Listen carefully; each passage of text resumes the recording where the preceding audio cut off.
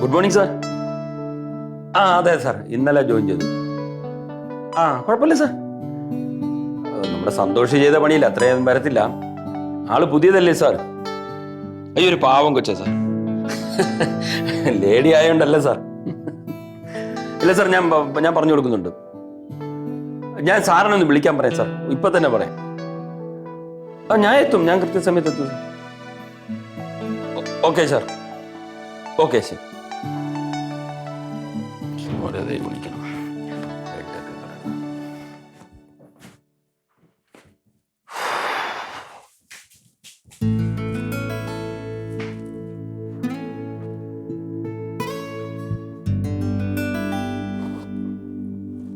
Hello, Sumalatha അല്ലേ? സുമലത, ഞാൻ രവിയാണേ, രവീന്ദ്രനാഥ്. അതെ.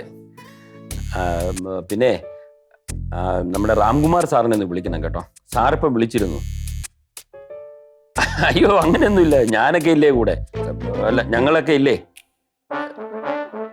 സാറിനെ ഒന്ന് വിളിക്കണേ. പിന്നെ സാറ് നമ്മുടെ വളരെ സീനിയർ ആയിട്ടുള്ളൊരു ഓഫീസറാണ്. അത് മാത്രമല്ല, നമ്മളെല്ലാവരെയും എപ്പോഴും വളരെ സഹായിക്കുന്ന ഒരാളൊക്കെയാണ് കേട്ടോ. ഒരു ബഹുമാനം കാണിക്കണം. ഓക്കെ, ശരി ശരി. എന്ന്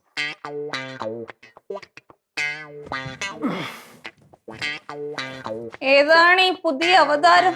സുമലത. ബാങ്കിൽ പുതിയതായിട്ട് വന്ന കൊച്ചാന്ന്. കൊച്ചല്ല, ഒരു യുവതി. ഒന്നും അറിഞ്ഞൂടാ, ഫ്രഷ് അപ്പോയിന്റ്മെന്റ് ആണെന്ന്. ഞാൻ കുറച്ച് കാര്യങ്ങൾ പഠിപ്പിച്ചു കൊടുക്കായിരുന്നു. പഠിപ്പിക്കണൊക്കെ കൊള്ളാം. കെട്ടിച്ചിടാറായ രണ്ടെണ്ണം ഉള്ള കാര്യം മറക്കണ്ട. നീ ഒന്ന് ഇങ്ങനെയൊക്കെ പറഞ്ഞേ, ഞാൻ എന്തോന്ന് ചെയ്തു? ഇല്ല, ഒന്നും ചെയ്തില്ല. ഇനി വല്ലതും ചെയ്യാൻ തോന്നുകയാണെങ്കിൽ ഞാൻ അഡ്വാൻസ് ആയിട്ട് ഞാൻ പറഞ്ഞതേ ഉള്ളൂ. എനിക്ക് വേറെ പണിയുണ്ടേ. സ്കൂട്ടർ തുടങ്ങിയ തുണി എവിടെ? എനിക്കറിഞ്ഞൂടാ, പണി കിടക്കണം അവിടെ.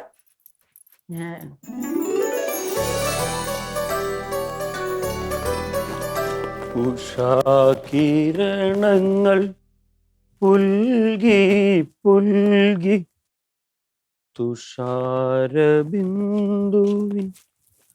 വദനം ചുവന്നു പകലിൻ മാറിൽ ദിനകരകരങ്ങൾ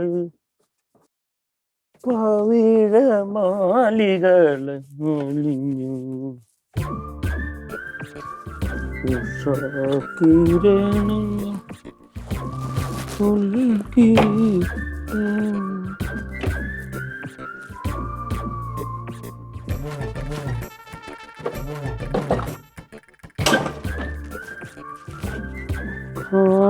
കാമദേവന്റെ നടയിൽ പൂജയ്ക്കു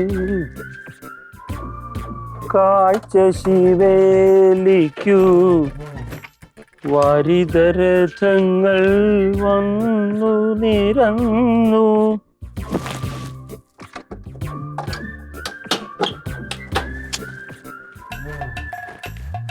പിങ്കി, മക്കളെ, മോളെ പിങ്കിങ് വന്നേ. എവിടെ മോളെ? അവിടെ പോയിട്ടെ എന്റെ മേശന്ന് പേന ഇങ്ങ് എടുത്തിട്ട് വാ. വേഗത്തിൽ പോയിട്ട് വാ. ചെറിയ മേശക്കകത്തുണ്ട്. വാസരക്ഷേത്രത്തിൽ കാഴ്ച ശിവേലിക്കു വാരിതരഥങ്ങൾ. എവിടെ?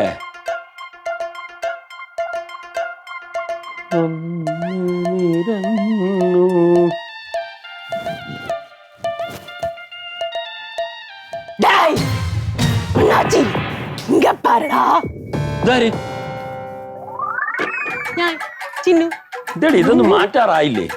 അതന്നെ എനിക്കും ചോദിക്കാനുള്ളത്. ഇത് മാറ്റാറായില്ലേ? പാട്ട വണ്ടിയല്ല, നിന്റെ ഈ കുട്ടിക്കളി. നമ്മളെ എപ്പോഴും കുട്ടിയായിരിക്കണം, എങ്കിലേ നമ്മുടെ ജീവിതം നിർമ്മലായിരിക്കുള്ളൂ. പൂ പോലെ, പൂ പോലെ. ഒന്ന് രണ്ട് കുട്ടികളായിട്ട് ജീവിക്കേണ്ട സമയമാണ് ഇപ്പൊ. ഞാൻ ഒന്നും പറയുന്നില്ല, ഞാൻ അറിയാതെ വല്ലതും പറഞ്ഞു പോലെ നിനക്ക് പിന്നെ വിഷമാവും കേട്ടോ. എന്തോന്ന് വിഷമാണോ? എനിക്ക് രണ്ട് കുട്ടികളുണ്ടല്ലോ, പിങ്കി റിങ്കി. ഇതാ വരുന്നു മക്കളെ. അപ്പച്ചി പ്രസന്റ്. മറ്റവളെവിടെ? നമ്മുടെ ഇടിക്കൂട്ടിലെ ഝാൻസി റാണി. അതവിടെയും കാണും. അണ്ണാ, ഇതെന്തോന്നണ്ണാ? കഥ വല്ലോ എഴുതണ? അണ്ണന്റെ ജീവിതമേ ഒരു വലിയ കഥയല്ലേ? അപ്പൊ അങ്ങ് എഴുതിയേക്കാന്ന് വിചാരിച്ചു. എഴുത് വായിക്കുന്നവർക്ക് അത് തന്നെ വേണം. എഴുതുമ്പോഴേ ഈ ആത്മ സഹോദരിയെ കുറിച്ച് കൂടി പരാമർശിക്കണേ. എന്നെ പറ്റി ഓരോ തവണ എഴുതുമ്പോഴും സുന്ദരി, സുശീല എന്നൊക്കെ പറയണം കേട്ടാ. അത് പറയാം. പക്ഷെ അതിന്റെ കൂടെ എന്റെ സ്നേഹമുള്ള ഈ സഹോദരിക്ക് ഒരു പിരി കൂടുതലാണെന്നും കൂടെ എഴുതാം. ഈ ഭൂമിയിൽ ജീവിക്കണമെങ്കിലേ കുറച്ച് വട്ടൊക്കെ വേണം. പിടിച്ചോടിക്കാതെ കുറച്ച് വട്ടൊക്കെ വേണം. അയ്യോ അപ്പച്ചി, മക്കളെ ഈ പാട്ടല്ലേ വന്നത്? ആട്ടെ, വരാന്തേ കൂടി വന്നപ്പോഴേ ഞാൻ അപ്പച്ചിയുടെ സൗണ്ട് കേട്ട്. എന്താ ഇവിടെ നിൽക്കുന്ന തേറ്? ഞാനേ ഈ രവീന്ദ്രൻ ഒരു പണി കൊടുക്കാൻ വേണ്ടി അതുവഴി വന്ന് ഇവിടെ ഇരിക്കുന്നതാണ്. പിന്നെ നീയേ ഏത് വശത്തൂടെ വന്നപ്പോഴാണ് ഈ സുന്ദരമായ അപ്പച്ചിയുടെ ശബ്ദം കേട്ടത്? ഏത് വശത്തൂടെ മനസ്സിലായില്ല മക്കളെ. അവള് പറഞ്ഞ അവൾക്ക് തന്നെ മനസ്സിലാവണില്ല, പിന്നെ അല്ലേ നിനക്ക്? കാവ്യാത്മകമായി പറയുമ്പോഴേ അത് മനസ്സിലാകണമെങ്കിൽ തലയ്ക്കകത്ത് എന്തെങ്കിലും വേണം, ചെളിയെങ്കിലും വേണം കേട്ടോ. എന്നാ ഉപദേശിച്ച് വിട്ടാ മതി, ഉപദ്രവിക്കല്ലേ. അതെ മക്കളെ, നീ സ്റ്റെപ്പ് ഇറങ്ങി വന്നല്ലോ, ഞാൻ ഇതുവഴി വന്നല്ലോ, എന്നിട്ട് ഇവിടെ ഇരിക്കുവാണല്ലോ. ഇതിലേത് വശത്തൂടെ വന്നപ്പോഴാണ് നീ കേട്ടത് എന്റെ ശബ്ദം? മനസ്സിലായില്ലേ? ഈ രവി മഹാരാജാവിന്റെ വീട്ടിൽ 40 വശങ്ങളാണല്ലോ, അതിലേതോ ഒരു വശത്തൂടെ വന്നപ്പോഴാണല്ലോ കേട്ടത്. അതാണ് ഞാൻ പറഞ്ഞത്. നിർത്ത് മതിയാക്ക്. ഇനി ഇവിടെ നിന്ന് അടി വാങ്ങിക്കും. ഇറങ്ങി വിളിച്ചോണ്ട് പോ. മക്കളെ, ഇത് നമുക്കൊരു ദിവസം കത്തിക്കും. വേണം വേണം. ഇവിടെ എല്ലാത്തിന്റെ മനസ്സിൽ ഇത് കത്തിക്കണേ. ഇറങ്ങി പോ. ചെല്ല്.